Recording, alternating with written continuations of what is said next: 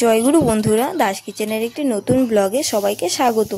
আজ আমরা রান্না করব কাঁঠাল চিংড়ি। তার জন্য আমি চিংড়িগুলো বেছে ধুয়ে নিয়েছি, ধুয়ে নুন হলুদ মাখিয়ে রেখেছিলাম। আর এখন কড়াই বসিয়ে তেল গরম করে মাছগুলো দিয়ে দিচ্ছি। দেখো, মাছের আমার এক পাশ ভাজা হয়ে গেছে, এখন আর এক পাশ আমি উল্টিয়ে দিয়েছি। দেখো, আমি লাল লাল করে সুন্দর করে ভেজে নিয়েছি, ভেজে নামিয়েও নিয়েছি। তো এখন আমি সোমবাসের জন্য দিয়ে দিয়েছি হাফ চামচ জিরে, আর্ধেক পেঁয়াজ, দুটো শুকনো লঙ্কা আর এক টুকরো দারচিনি। তো আমি সম্বাসটা দেখাতে পারিনি, কারণ একটু আছে আমি তাড়াহুড়োয় রান্নাটা করছি। আর এদিকে আমি কাঁঠালটাও দিয়ে দিয়েছি।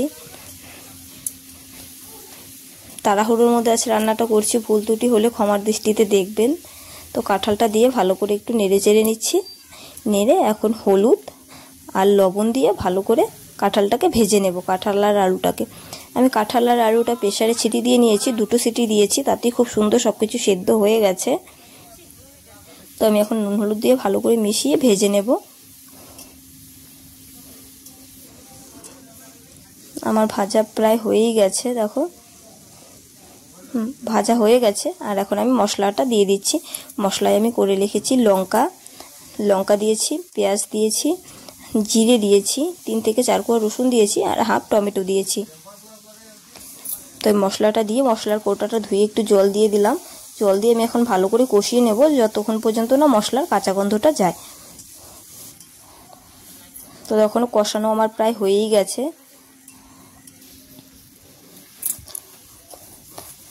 দেখো, আমার কষানো হয়ে গেছে। এখন আমি ঝোলের জন্য জল দিয়ে দেব। ঝোলের জন্য জল দিয়ে দিচ্ছি। জলটাও আমি ফুটিয়ে নিয়েছি। আগেই বললাম আজ একটু তাড়াহুড়ো আছে, তাই তাড়াতাড়ি কিভাবে করা যায় সেভাবেই রান্নাটা করছি। তো ঝোল দিয়ে আমি একটু নেড়ে চেড়ে নিচ্ছি। নেড়ে চেড়ে এখন ঝোলটাকে ফুটতে দেব। ঝোলটা ফুটেও গেছে। এখন আমি ভেজে রাখা চিংড়িগুলো দিয়ে দিচ্ছি। দিয়ে চিংড়িগুলো ভালো করে মিশিয়ে নেব, যাতে সব কিছু মাছটার মধ্যে ঢুকে যায়।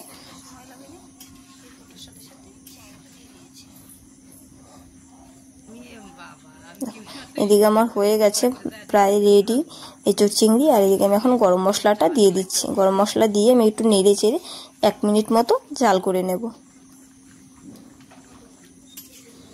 দেখো, আমার কাঁঠাল চিংড়ি রেডি। কেমন হয়েছে রেসিপিটা কমেন্টে অবশ্যই জানিও। আর ভালো লাগলে তোমরাও একদিন বাড়িতে ট্রাই করো। তো রেসিপিটি যদি আমাদের ভালো লেগে থাকে তাহলে লাইক কমেন্ট শেয়ার করে পাশে থেকো। আর হ্যাঁ, সাবস্ক্রাইব করা না থাকলে অবশ্যই সাবস্ক্রাইব করে দিও।